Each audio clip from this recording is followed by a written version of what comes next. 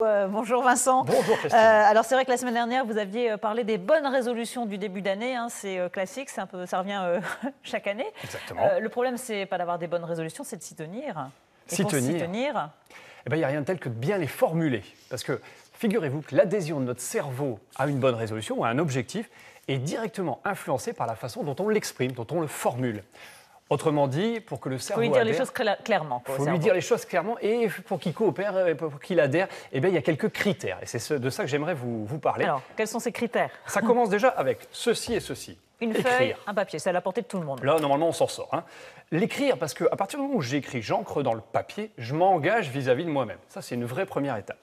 La deuxième chose, c'est important aussi d'être réaliste lorsqu'on se fixe un objectif. Alors, Oui, il ne faut pas non plus vouloir aller décrocher la lune, Bah oui, comme on je dit sais pas. fréquemment. Qu'est-ce que vous faites comme sport? À quelle fréquence, par exemple, Christine, vous? Du vélo régulièrement, du tennis un peu Voilà. avec mon fils. Voilà, vous faites un peu de tennis, un peu de vélo. Bon, je ne vous vois pas dire, dans 2 semaines, je me fais le Tour de France. Je me prépare pour Roland Garros. Oui, Allez. voilà, ça paraît un peu surréaliste. Hein, voilà. Donc ça, c'est important d'être réaliste, bien sûr. Ensuite, c'est important aussi, quand on formule un objectif, de démarrer avec la première personne du singulier, le je.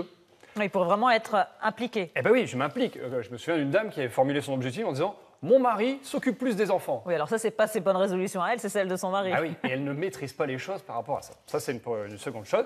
Ensuite, c'est important d'être positif dans la formulation d'un objectif. Bah oui, parce que notre cerveau fonctionne sous forme d'image. Alors, si je vous dis par exemple, ne pensez pas à une voiture rouge. Vous ne pensez pas, Christine, à une voiture rouge, je dis aux téléspectateurs, vous ne pensez pas à une je la voiture vois, rouge. là, la voiture rouge. C'est un problème, c'est qu'on la voit. Donc tous les gens qui formulent leur objectif en disant ce qu'ils ne veulent pas, ça ne fonctionne pas. Quelqu'un qui dit en 2015 j'arrête de fumer, ça ne marche pas bien. Voilà.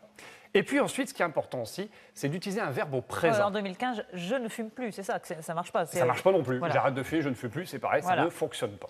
Et donc je parlais, oui, d'un verbe au présent, parce que les gens mettent je voudrais, j'aimerais que. Pas besoin. On met je, puis le verbe au présent. On est en train déjà de conditionner son cerveau au fait que c'est en train de se mettre en place. Exemple, je bloque 2 heures par semaine pour m'occuper de moi. Le verbe au présent. Et enfin, mettre une date. Les gens, des fois, ils mettent des objectifs, ils ne mettent pas de date. Vous imaginez, je mets pas de date et si ça arrive dans 40 ans, ça peut paraître Ah oui, long. il faut se donner une limite. Une sorte de deadline. Oui. Donc, au 2e semestre, ça peut, ou une fréquence. Dire voilà, toutes les 2 semaines, tous les semaines, je fais ceci, je fais cela. Et enfin, le dernier point très important, de rajouter des détails sensitifs et émotionnels. Vous allez me dire, qu'est-ce que c'est? C'est-à-dire, Je m'explique, Christine. Parce que, penser un objectif et créer un objectif, c'est déjà ça. Mais si on veut vraiment que le cerveau adhère complètement, il s'agit d'être assez précis.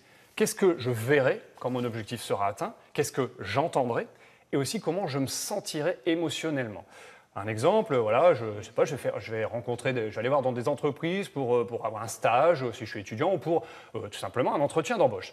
Eh bien, je peux déjà formuler mon objectif comme ça en disant je rencontre le responsable des ressources humaines et je rajoute des détails sensitifs.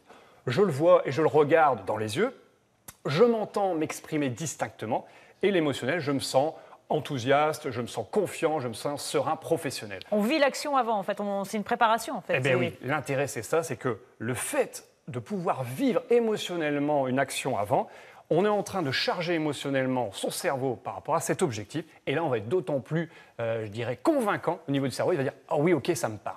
Alors, vous allez me dire « Ben oui, mais comment on fait ?» Non, vous ne me le dites pas? Comment on fait? Ben oui, voilà, j'attendais que vous me le plus dites. beaucoup de temps. Bon, alors je me Faut vous dépêche. dépêcher. Eh bien, j'en parle la semaine prochaine, figurez-vous. J'en parle la semaine prochaine. Ah ben voilà. Et je termine avec une petite citation Allez, d'Oscar Wilde, votre si vous le citation. permettez. Moi, j'aime beaucoup. Visez la lune, si vous la manquez, vous atterrirez dans les étoiles. Ah, c'est joli. Merci Vincent. Et À la puis, semaine prochaine.